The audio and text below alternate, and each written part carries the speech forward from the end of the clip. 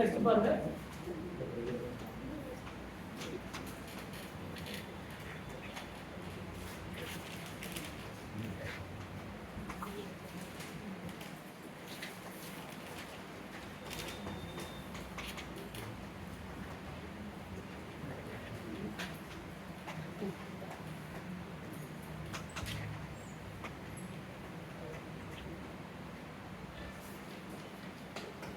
எல்லாத்துலயுமே நம்ம சிம்பிளா உங்களுக்கு ஓவரால் கன்க்ளூஷன் மட்டும் தான் எழுதிக்கலாம்.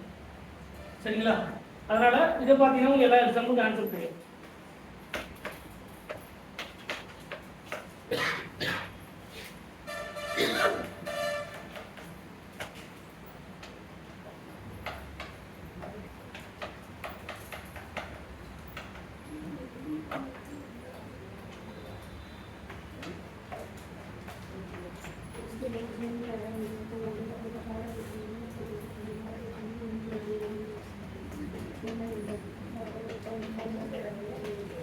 இதான் வந்து ஓரியன்டேஷன். ஓரியன்டேஷன் எங்க வந்து ஆக்குபை பண்ணணும், வரக்கூடிய எலக்ட்ரோஃபைல் எந்த பிளேஸ்க்கு போகணும், அதான் வந்து ஓரியன்டேஷன். ஓரியன்டேஷன் கண்டுபிடிக்கிறது ரொம்ப ஈஸி. ஃபர்ஸ்ட் எக்ஸாம்பிள் பாருங்க, யாருக்காவது புரியலன்னா கேளுங்க. முதல்ல என்ன குரூப்னு பார்க்கணும். அந்த பென்சில்ல பிரசன்ட் ஆகிருக்கிற எலக்ட்ரான் டொனேட்டிங் குரூப்பா எலக்ட்ரான் எக்ஸைட்டிங் குரூப். ஆன்சர் புரியுதா? ஃபர்ஸ்ட் கண்டிஷன் என்னன்னா, எலக்ட்ரான் டொனேட்டிங் குரூப்பா இருந்தா, ரெண்டுமே எலக்ட்ரான் டொனேட்டிங் குரூப்னா யார் ஸ்ட்ராங் எலக்ட்ரான் டொனேட்டிங் குரூப், அதான் மெஜாரிட்டியான கரெக்ட். ஆன்சர் புரியுதா? இதுல ரெண்டுமே எலக்ட்ரான் வித்ட்ராயிங் குரூப்பா இருந்தா எதை பார்க்கணும், யார் வீக் எலக்ட்ரான் வித்ட்ராயிங் குரூப் பார்க்கணும். ஒரு எலக்ட்ரான் டொனேட்டிங் குரூப் ஒரு எலக்ட்ரான் வித்ட்ராயிங் குரூப்னா யார் எலக்ட்ரான் டொனேட்டிங் குரூப் அவங்க தான் மெஜாரிட்டி. அது ஸ்ட்ராங்கா இருந்தா வீக்கா இருந்தா, அதான் டோட்டல் கான்செப்ட். ஃபர்ஸ்ட் பாருங்க, OH electron donating group, NH2 electron donating group. ஆக்சிஜனை கம்பேர் பண்ணும்போது நைட்ரஜன் மோர் எலக்ட்ரான் டொனேட்டிங். ஏன்னா எலக்ட்ரோநெகட்டிவ் எதுக்கு அதிகம், ஆக்சிஜன் அதிகம், இது லெஸ் எலக்ட்ரோநெகட்டிவ். பட் ரெண்டுமே என்னது எலக்ட்ரான் டொனேட்டிங். ஆல்ரெடி சொல்லியிருக்கிறேன். First example very strong electron donating குரூப்ல அமீன், அதாவது NH2 NHR NH3 என்னது வெரி ஸ்ட்ராங் எலக்ட்ரான் டொனேட்டிங். இதை கம்பேர் பண்ணும்போது இது மோர் ஸ்ட்ராங் எலக்ட்ரான் டொனேட்டிங். அப்ப இதை பொறுத்து ஒன்னு ஆர்த்தோல கிடைக்கலாம், பேரால கிடைக்கும். இதுக்கு ஆர்த்தோ, இது பேரா. பேரால ஆல்ரெடி என்ன இருக்கு, ஆர்த்தோ. அப்ப எங்க ஆன்சர் வரலாம், ஒன்னு இந்த பிளேஸ்ல ஆன்சர் வரலாம், இந்த பிளேஸ்ல ஆன்சர். அதான் ஆன்சர். டிக் பண்ணி இருக்கிறது ஆன்சர். அதுல ஏதாவது ஒரு क्वेश्चन மட்டும் தான் இருக்கு. ஒன்னு இந்த பிளேஸ்ல எழுதலாம், இல்ல இந்த பிளேஸ்ல எழுதலாம். நீங்க ரெண்டு பேர் எழுத கூடாது, நான் ஒரு பிளேஸ் மட்டும் எழுதலாம். இதுதான் ஆன்சர். அப்ப வரக்கூடிய எலக்ட்ரோஃபைல் இந்த பிளேஸ்க்கு வரும். ஆன்சர் புரியுதா? இதுதான் ஃபர்ஸ்ட்க்கான ஆன்சர். இப்போ இங்க OH வந்து electron donating group, methyl group electron donating group. But இது வந்து பிளஸ் M குரூப், இது வந்து plus H group. Hyperconjugation are interfere. சரியா? அப்ப மீசோமெரிக்கா பிளஸ் ஐ ன்னு பாக்கும்போது பிளஸ் HR பாக்கும்போது மீசோமெரிக்கா always more dominating character. Hyper கான்ஜுகேஷனை கம்பேர் பண்ணும்போது இன்டர்ஃபியர். இதுதான் வந்து ஆர்டர். சரிங்களா? இப்போ இதுல இத பொறுத்து தான் நம்ம ஆன்சர் எழுதணும், இத பொறுத்து ஆன்சர் எழுதணும். அப்ப இதுக்கு இது ஆர்த்தோ, இது பேரால ஆல்ரெடி ஆக்குபை ஆச்சு. வரக்கூடிய ஒன்னு இந்த क्वेश्चन வரலாம், இல்ல இந்த क्वेश्चन வரலாம். So answer.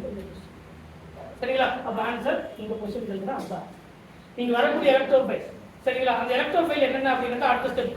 நைட்ரேஷன்ல வரக்கூடிய எலக்ட்ரோஃபைல் என்ன, சல்போனேஷன்ல வரக்கூடிய எலக்ட்ரோஃபைல் என்ன, பிரில்கிராஃப்ட் அல்கைலேஷன் என்ன, அசைலேஷன் என்ன, நைட்ரோசேஷன் என்ன, ஜாட்டோஃபன் ரியாக்ஷன் என்ன, இதெல்லாம் பார்த்தோம்னா வரும். சரிங்களா? அடுத்த ஸ்டேஜ் என்னது, இது மெத்தில், இது எத்தில். ரெண்டுமே என்னது டொனேட்டிங். இது ஸ்ட்ராங் எலக்ட்ரான் டொனேட்டிங் குரூப், இது ஹைப்பர் கான்ஜுகேஷன். இது என்னது வரக்கூடிய எலக்ட்ரோஃபைல் எது வேணாலும் இருக்கலாம். Cl+ இருக்கலாம், Br+ ஆன மென்ஷன் பண்ண ஜெனரலா சொல்லிருக்கேன்.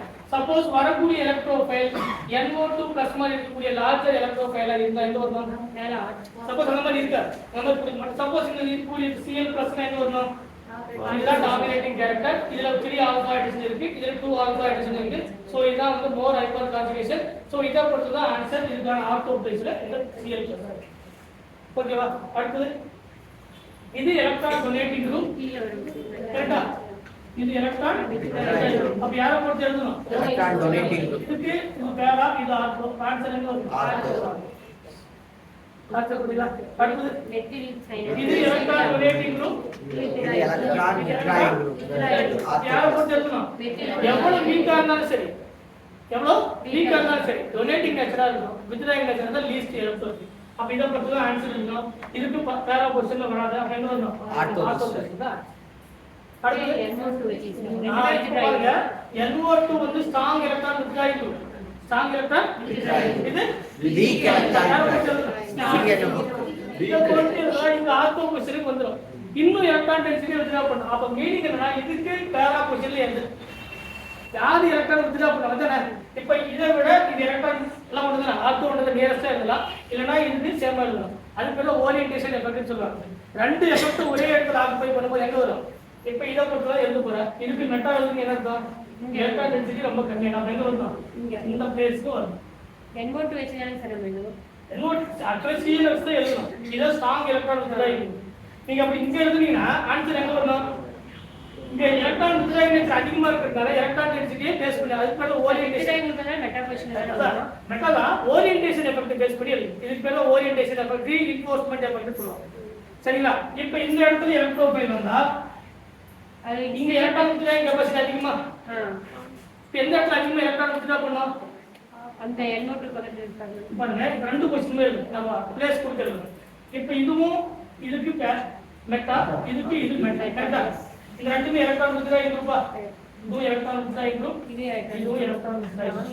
எங்க எலக்ட்ரான் டென்சிட்டி கம்மியாகுதுன்னு பாப்போம். எங்க எலக்ட்ரான் டென்சிட்டி கம்மியாகும்? இந்த மெட்டா பொசிஷன்ல தான் அதிகமான. இப்போ வந்து ஒரு 90 எலக்ட்ரான் டென்சிட்டி இருக்கு அப்படின்னா கண்டிப்பா இங்க எவ்வளவு இருக்கும்? 80 தான். அப்ப எங்க வரும் பிளேஸ்? அதாவது டிகிரீஸ் கால்குலேட் இங்க 100 இருக்கு. அப்ப எந்த பிளேஸ் வரணும்? அதுக்கு வீக் யாரு பார்க்கலாம். அப்ப இவங்க பொறுத்து வருமா இவங்க பொறுத்து வருமானா ஆன்சர் எங்க வரணும்? இந்த பிளேஸ்க்கு தான் வரும். ஆன்சர் புரியுதா? இதுல யார் வீக்னு பார்ப்போம். ரெண்டு பேரும் வித்ட்ராயிங் வச்சிருந்தா அதுல யார் வீக் எலக்ட்ரான் வித்ட்ராயிங் கொடுப்பாங்க. அப்ப இவங்க பொறுத்து சிஎல் எலக்ட்ரான் வித்ட்ராயிங் கொடுத்தா மெட்டா தானே. அப்ப இவங்களுக்கு வந்து மெட்டா இது இந்த பிளேஸ். அப்ப ஆன்சர் எங்க வரணும்? இந்த மாதிரி சொல்லுமா? ஆமா சார் கீழ ஆன்சர் வந்து இந்த பிளேஸ்க்கு வரும். இதனுடைய N1 பொசிஷன்.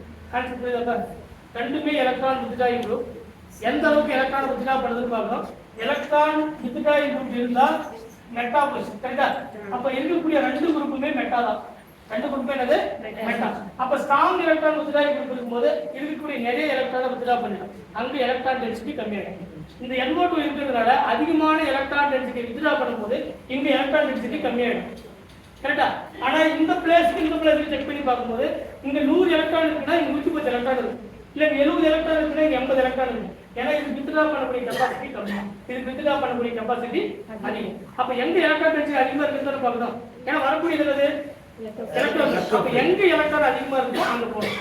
அப்ப இதுக்கு இப்ப ரெண்டுமே எலக்ட்ரான் வித்ட்ராயிங்னா எது வீக் எலக்ட்ரான் வித்ட்ராயிங்னு பார்க்கணும். அதுக்கு மெட்டா பொசிஷன் ஆன்சர் புரியுதா? ரெண்டுமே எலக்ட்ரான் வித்ட்ராயிங் குரூப்பா இருந்தா அதுல வீக் எலக்ட்ரான் வித்ட்ராயிங் குரூப் தான் answer. Week electron withdrawing group. Electron withdrawing group சொன்னாலே மெட்டா.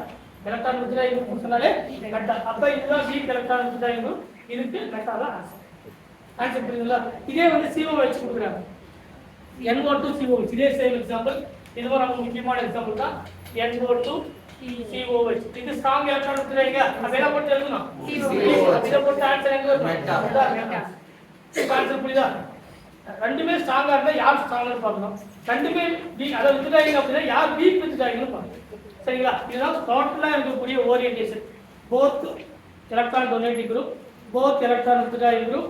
அதுல ஒன்னு எலக்ட்ரான் டொனேட்டிங் குரூப், ஒன்னு வித்ட்ராயிங் குரூப். இந்த மூணு கேட்டகரி தான் நமக்கு கொஸ்டின்ல இருக்கு. சரிங்களா? இதுதான் இந்த ஓரியன்டேஷன் எஃபெக்ட். இதுக்கு இப்ப ரெண்டுத்துடைய எஃபெக்ட் சில டைம்ல சேமா வரும். இப்ப இன்னொரு எக்ஸாம்பிள் பண்ணுங்க. சார்